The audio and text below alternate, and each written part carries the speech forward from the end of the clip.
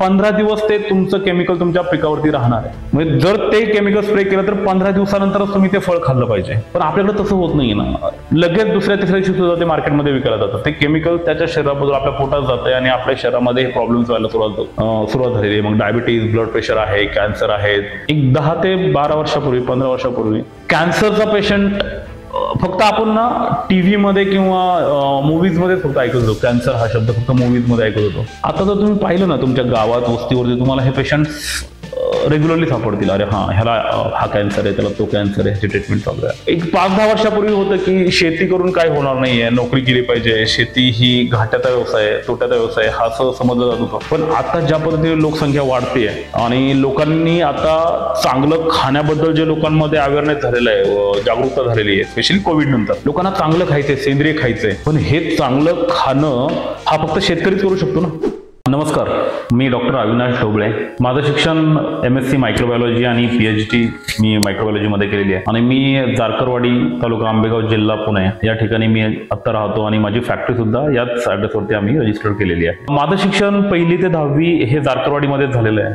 11वी 12वी आम्हाला इथे सोय नसल्यामुळे मनसरला आम्ही माझं 11वी 12वी सायन्स मधून मी शिक्षण घेतलंय. त्यानंतर माझं ग्रॅज्युएशन मायक्रोबायोलॉजीमध्ये मी बारामतीमध्ये पूर्ण केलं आणि MSc मी पुण्यामध्ये पूर्ण केलं. पुणे विद्यापीठामध्ये माझं MSc झालेलं आहे. मी जेव्हा MSc मायक्रोबायोलॉजी शिकवतो तेव्हा आम्हाला ॲग्रिकल्चर मायक्रोबायोलॉजी हा एक पूर्ण सब्जेक्ट होता की ज्याच्यामध्ये जी मायक्रोबायोलॉजीचं ऍप्लिकेशन आहे हे शेतीमध्ये कसं केलं जातं ह्याचं मी पूर्ण शिक्षण घेतलं होतं. आणि लहानपणापासून शेतीमध्येच मी काम केलेलं आहे. मी या माझ्या व्यवसायामध्ये फर्स्ट जनरेशन आहे. माझे आई वडील शेती करतच होते लहानपणापासून आणि माझंही लहानपणापासून शेतीमध्ये सगळा अभ्यास झालेला आहे माझा. त्यामुळे शेती कशी करायची हे मला माहित होतं. शेतीमध्ये किती अडचणी येतात हे मला माहित होतं आणि हे खूप जवळून गोष्टी मी पाहिल्या होत्या. MSc करता करता मग माझ्या लक्षात आलं की जे मी शिकतोय म्हणजे मायक्रोबायोलॉजी हा एक खूप मोठा फॅक्टर आहे की जो सेंद्रिय शेतीमध्ये काम करतो. मग जर आपण जे शिकलोय आणि जे माझं बॅकग्राऊंड आहे शेतीचं, ह्या दोन्हीची सांगड जर घातली तर एक चांगलं काहीतरी नवीन आपल्याला करता येईल हा ध्यास मनात पहिल्यापासून होता. म्हणून मी हळूहळू या क्षेत्रामध्ये यायला सुरुवात केली आणि मग या क्षेत्रामध्ये जेव्हा मी आलो तेव्हा मला समजलं की ऍक्च्युअल मायक्रोबायोलॉजीचा खूप मोठा उपयोग हा या शेतीमध्ये होतोय आणि भविष्यामध्ये ह्याला खूप मोठा स्कोप आहे. मग ह्या सगळ्या गोष्टीचा विचार करून मी माझ्या गावामध्येच एक छोटीशी 1400 स्क्वेअर फीटचा एक छोटं शेड बनवलं आणि त्या शेडमध्ये एक छोटी लॅबोरेटरी मी सेट केली आणि तिथूनच याचा अभ्यास करून आणि हे प्रोडक्शन करायला सुरुवात केली. माझं शिक्षण मायक्रोबायोलॉजीत असल्यामुळे मी मायक्रोबायोलॉजी रिलेटेडच पहिलं एक प्रोडक्ट बनवलं होतं की ज्याच्यामध्ये स्युडोमोनास फ्लोरोसन्स नावाचा एक जीवाणू होता. त्या जीवाणूचं मी मल्टिप्लिकेशन करायला सुरुवात केलं आणि त्या जीवाणूचे उपयोग शेतीमध्ये करायला सुरुवात केला. तर हा जो जीवाणू हे मला माहित होतं की हा शेतीमध्ये पिकामध्ये वाढीसाठी मदत करतो, हा याचं खत म्हणून काम करतो, हा बुरशीनाशक, जीवाणूनाशक असा खूप वेगवेगळ्या पद्धतीने हा जीवाणू काम करत होता. म्हणून सगळ्यात अगोदर मी हा जीवाणू बनवला होता आणि ह्याच्या मी खूप साऱ्या ट्रायल्स डाळिंबाच्या पिकामध्ये घेतल्या. जी मेथी, कोथिंबीर ह्याच्यामध्ये जी सुरुवातीच्या काळामध्ये मर होती ती मर थांबवण्यासाठी सुद्धा आम्ही ह्या जीवाणूचा खूप चांगल्या पद्धतीने वापर केला आणि माझं हे पहिलं प्रोडक्ट आहे हे खूप आपण काय म्हणतो प्रसिद्ध झालं. शेतकऱ्यांनी याला खूप पटकन ऍक्सेप्ट केलं आणि हे रेग्युलर शेतकरी वापरायला लागले आणि तेव्हा माझा खरं कॉन्फिडन्स बूस्ट झाला की आपण ऍक्च्युअली ह्या जीवाणू आणि बुरशीचा उपयोग आपण ह्या शेतीमध्ये करू शकतो. या व्यवसायात येण्याच्या अगोदर मी स्वतः नोकरी करत होतो. अगोदर 4 वर्ष मला जॉबचा एक्सपिरियन्स होता. माझी वाईफ सुद्धा जॉब करत होती आणि आम्ही शेतकरी कुटुंबातून आहे. शेती चांगली असल्यामुळं माझ्या वडिलांनी सुद्धा मला थोडी भांडवलाला मदत केली आहे. आता या भांडवलाची एक गंमत तुम्हाला सांगतो की जेव्हा मी हा बिझनेस सुरू करायचा हे जेव्हा मी ठरवलं आणि ह्या लॅबोरेटरीसाठी किंवा प्रोडक्शनसाठी जे आपण काही इन्स्ट्रुमेंट्स मशीन्स लागत होत्या ह्याच्या आम्ही कोटेशन्स घ्यायला सुरुवात केली तर अराउंड 25 ते 26 लाख रुपयापर्यंत ह्या सगळ्या नवीन मशीनचे आम्हाला कोटेशन्स मिळाले. पण त्याच काळामध्ये एक सकाळ पेपरला बातमी आली की जे मिटकॉन आहे त्या मिटकॉनची प्लांट टिश्यू कल्चरची लॅबोरेटरी त्यांना स्क्रॅपमध्ये विकायची होती जे पुणे ऍग्रिकल्चर कॉलेजच्या बाहेर आहे. तर मी तिथे गेलो. तिथे एक कुलकर्णी सर होते. मी त्यांना भेटलो आणि त्यांना सांगितलं की सर मला ह्या मशीन्स हव्या आहेत, ह्या मला स्क्रॅपमध्ये नको आहेत, मला नवीन व्यवसाय सुरू करायचा आहे. आणि त्या मशीन्स चांगल्या जुन्या होत्या, छोट्या कॅपॅसिटीच्या होत्या पण चांगल्या होत्या सगळ्या. आणि मग त्यांच्याशी बोलल्यानंतर त्यांनी मला मदत केली. तिथे प्रिया बांदे म्हणून एक माझी सिनियर होती, तिनेही मदत केलं मला आणि त्या सगळ्या मशीन्स आहेत की ज्याची मला रिक्वायरमेंट होती त्या सगळ्या मशीन्स मला तिथे अवेलेबल झाल्या आणि त्या अवघ्या मला 1 लाख रुपयामध्ये मिळाल्या मशीन सगळ्या. आणि त्या मशीन्स जेव्हा मी माझ्या लोकेशनवरती आणल्या, फॅक्टरीवरती आणल्या, त्याचं जे सर्व्हिसिंग आहे, छोटंसं वायरिंगचं काम आहे किंवा छोटं किरकोळ डागडुजी आहे ती 5 ते 10 लाख रुपये 5 ते 10 हजार रुपये फक्त मला तिथे लागले. आणि ह्या सगळ्या मशीन्स चालू झाल्या. त्यातल्या काही मशीन आता 13 वर्षानंतरही काही 1-2 मशीन्स माझ्या अजून चालू आहे. सो जे सुरुवातीला भांडवलाचा जो क्रंच होता की पैसे कुठून उभे करायचे हे माझा खूप मिनिमाइज मिनिमाइज होऊन गेलं की खूप कमी भांडवलामध्ये मला हा व्यवसाय सुरू करता आला आणि शक्यतो मला माझ्या वडिलांनीच ह्याच्यामध्ये सगळी मदत केली आणि माझा व्यवसाय सुरू झाला. खूप वेळा ह्या कंपन्या जेव्हा सुरू केल्या जातात त्या ह्या MIDC मध्ये जातात. पण जर एक स्टार्टअप ज्याला बिझनेसचं काहीच बॅकग्राऊंड नाही आहे, माझे आई वडील शेती करणारे आहे, माझे वडील शेती करतात, प्रवचनकार कीर्तनकार आहेत, आई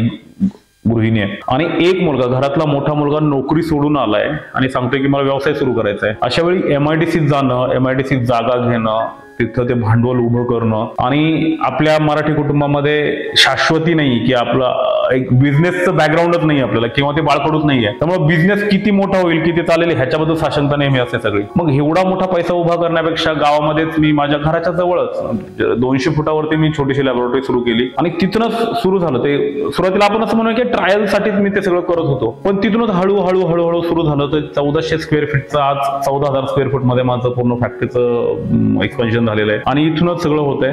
त्यामुळे शेतीशी संबंधित असल्यामुळे मला गावाकडेही फार जास्त काही अडचणी आल्या नाहीये. मला लेबर आरामशीर मिळाले, रॉ मटेरियलची अवेलेबिलिटी चांगली झाली आणि ह्या सगळ्या गोष्टी मला इथे सुद्धा उपलब्ध झाल्यामुळे मला काही फार जास्त फरक जाणवला नाही की MIDC मध्ये करूनही काही फार मोठं वेगळं झालं असतं असं मला नेहमी वाटतं. आय एम सॅटिस्फाईड इथं की चांगल्या पद्धतीने गावामध्ये सुद्धा हा बिझनेस उभा राहिलेला आहे. आणि जर MIDC गेलो असतो तर मी माझ्या गावातल्या लोकांना रोजगार उपलब्ध करून नसू देऊ शकलो. आज माझ्याच गावातले 15-20 लोक माझ्याकडे आता काम करतात. मी स्वतः टेक्निकल बॅकग्राऊंड मधनं होतो त्यामुळे मला प्रोडक्शन, क्वालिटी आणि ह्या सगळ्या गोष्टीबद्दल माहिती होतं, पण विकायचं कसं हे खूप अवघड गोष्ट होती. पण मग ह्याच्यामध्ये मला सगळ्यात मोठा साथ मिळाली ते जे लोकांची डाळिंब शेती त्यांना ते ओळखतात, डाळिंबरत्न बाबासाहेब गोरे, ज्यांना BT गोरे म्हणून ओळखलं जातं. त्या BT गोरेंशी माझा संपर्क आला. त्यांनी माझ्यामधला स्पार्क पाहिला की हा एक तरुण मुलगा येतोय आणि काहीतरी या व्यवसाय सेंद्रिय शेतीमध्ये किंवा या जैविक उत्पादनामध्ये काहीतरी करू इच्छितो. तर त्यावेळी त्यांचं डाळिंब क्षेत्रामध्ये खूप मोठं नाव होतं आणि डाळिंब क्षेत्रामध्ये त्यांचा व्यवसाय पण खूप मोठा होता. तेव्हा त्यांनी सुरुवातीला त्यांच्या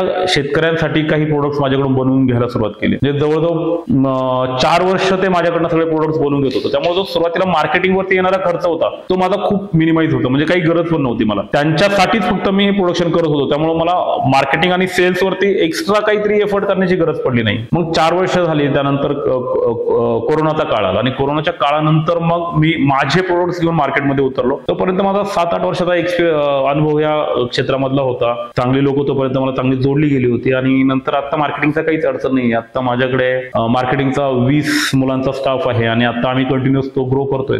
आता पुणे, अहिल्यानगर, सोलापूर, औरंगाबाद, नाशिक इथे आमचं ऑलरेडी मार्केट एस्टॅब्लिश्ड आहे. आता आम्ही आणखी एक्सपांड करत चाललोय. जसं एक्सपांड होतोय तशी सेल्स आणि मार्केटिंगची टीम ही आमची मोठी होत चालली आहे. रासायनिक औषधं म्हणूया किंवा रासायनिक खतं म्हणूया, ही काही शाश्वत शेतीची पद्धत नाहीये.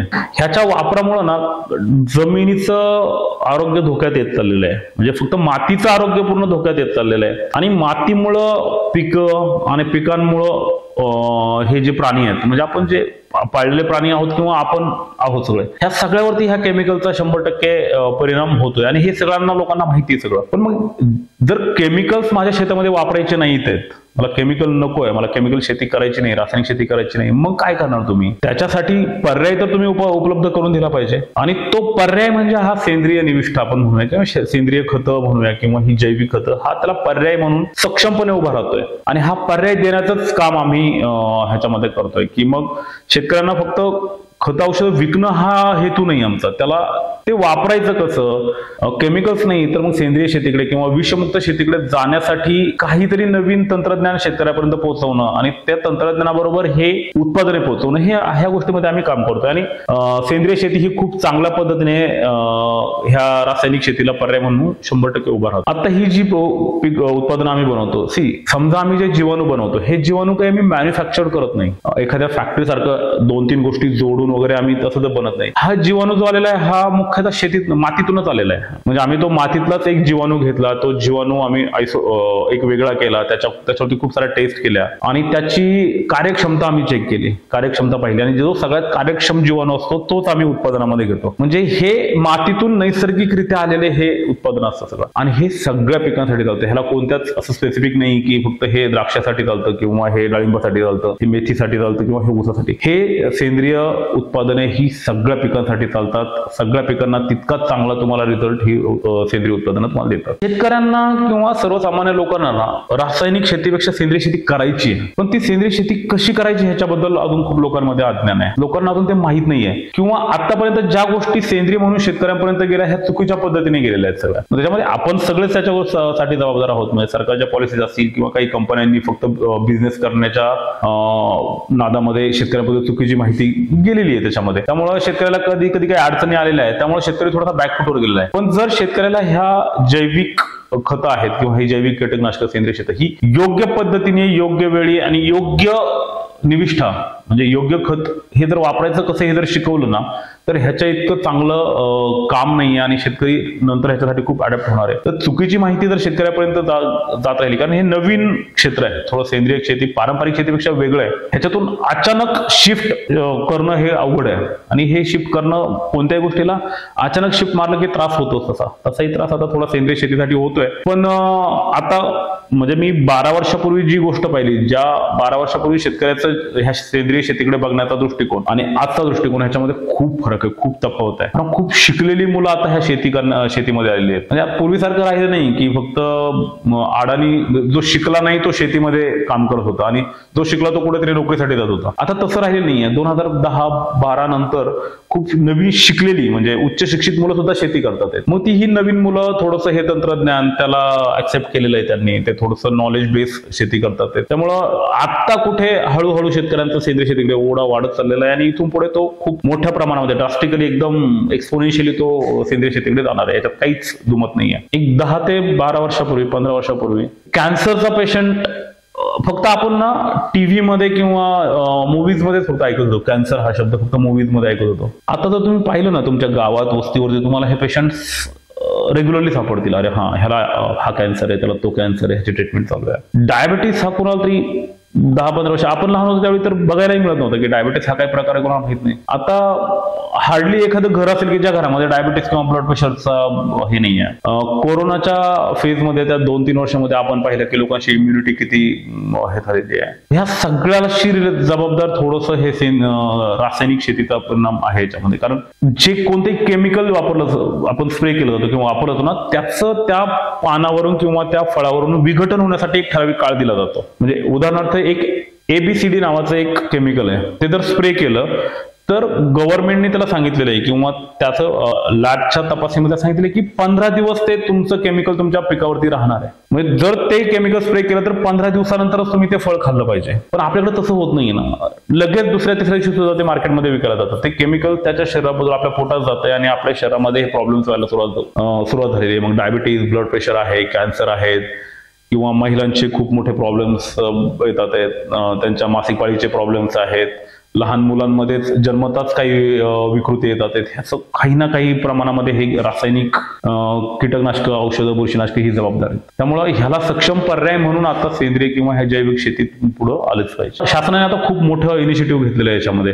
स्पेशली सेंद्रिय शेतीसाठी खूप पावलं उचलत आहे आणि खूप साऱ्या स्कीम्स गव्हर्नमेंटने आणलेल्या आहेत शेतकऱ्यांसाठी. तर म्हणजे सेंटरला शेतकरी ठेवून आतापर्यंत ह्या खूप पॉलिसी डेव्हलप झालेल्या आहेत. हे जे नवीन मुलं सगळे येत आहेत ना, यांनी फक्त आता काय चाललंय ह्याच्यापेक्षा इन फ्युचर 4 ते 5 वर्षांनी, 6 वर्षांनी, 10 वर्षांनी या शेतीमध्ये काय बदल होऊ शकतो ह्याच्याबद्दल जर थोडंसं अभ्यास केला आणि त्याच्याशी संबंधित जर व्यवसाय करायला सुरुवात केली तर ह्याच्यामध्ये खूप चांगलं दिवस ह्या शेती क्षेत्रामध्ये येणार आहे. एक 5-10 वर्षापूर्वी होतं की शेती करून काय होणार नाहीये, नोकरी केली पाहिजे, शेती ही घाट्याचा व्यवसाय आहे, तोट्याचा व्यवसाय हा असं समजलं जात होतं. पण आता ज्या पद्धतीने लोकसंख्या वाढते आणि लोकांनी आता चांगलं खाण्याबद्दल जे लोकांमध्ये अवेअरनेस झालेला आहे, जागरूकता झालेली आहे, स्पेशली कोविड नंतर लोकांना चांगलं खायचंय, सेंद्रिय खायचंय. पण हे चांगलं खाणं हा फक्त शेतकरीच करू शकतो ना.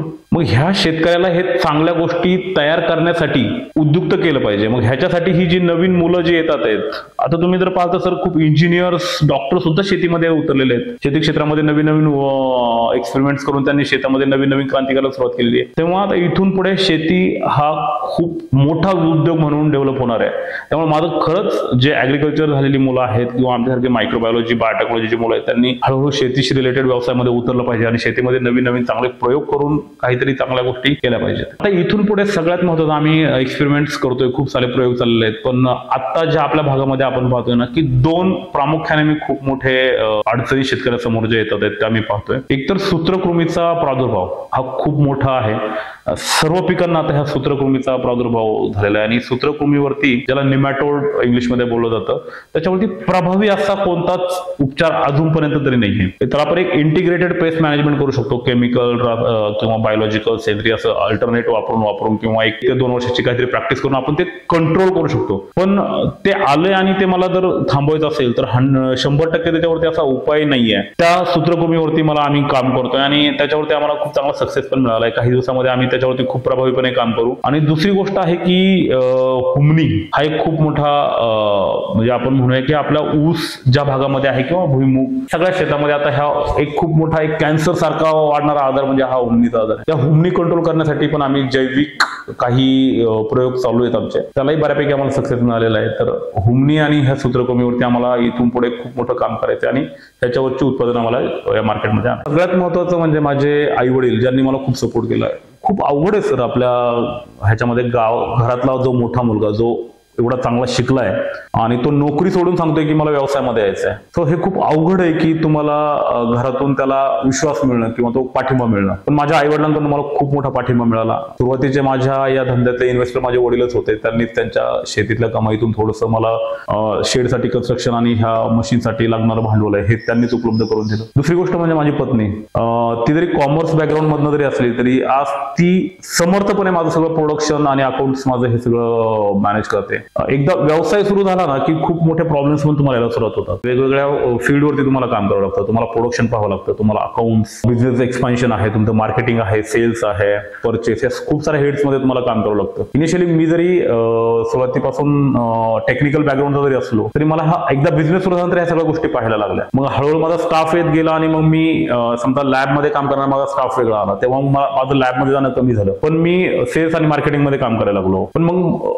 इथून बाहेर आणि फील्डवरती राहणं माझ्यासाठी क्रमप्राप्त होतं. पण मग इथून मागे पाहणं, मग अकाउंट्स पाहणं, लॉजिस्टिक आहे, प्रोडक्शनवरती आहे, ह्या सगळ्यावरती कंट्रोल माझा वाईफने, माझ्या बायकोने याच्यावरती लक्ष ठेवलं. सॉरीने सगळं हे समर्थपणे हे केलं आणि त्यांच्याशिवाय हे शक्यच नव्हतं. हा माझा सुरुवातीचा व्यवसाय हा एक काय म्हणू आपण गृह उद्योग अशा पद्धतीने सुरू झाला होता आणि नंतर मग आमचे सगळे डिपार्टमेंट वेगळे झाले आणि वेगवेगळ्या फील्डमध्ये आम्ही सगळे काम करायला लागलो. तो सगळ्यात महत्वाचं मला ह्याच्यामध्ये माझं श्रेय द्यायचे माझे आई वडील आणि माझी पत्नी असावी म्हणून. आणि यातलं आणखी एक खूप मोठं मला श्रेय द्यावं असं वाटतं, माझे गुरु आहेत बाबासाहेब गोरे, ज्यांनी मला ह्या सेंद्रिय शेतीमध्ये शिकवलं. ऍक्च्युअली ज्यांनी सुरुवातीला बिझनेससाठी मला सपोर्ट दिला, एक्सपान्शन साठी जे मार्केटिंग आणि सेल्स मध्ये आहे ना त्याच्यामध्ये त्यांनी मदत केली. आणि दुसरे जे माझे मेंटॉर आहे, बिझनेसचे मेंटॉर श्री दिलीप आवटी, की ज्यांनी मला बिझनेसच्या एक एक छोटी छोटी गोष्ट शिकवली. जोपर्यंत बिझनेस छोटा आहे तोपर्यंत तुम्हाला फार जास्त अडचण येत नाही. जेव्हा तो बिझनेस एक्सपांड होतो, मोठा होतो आणि तुम्ही एका मोठ्या विजन ज्यावेळी बिझनेसचं पाहता त्यावेळी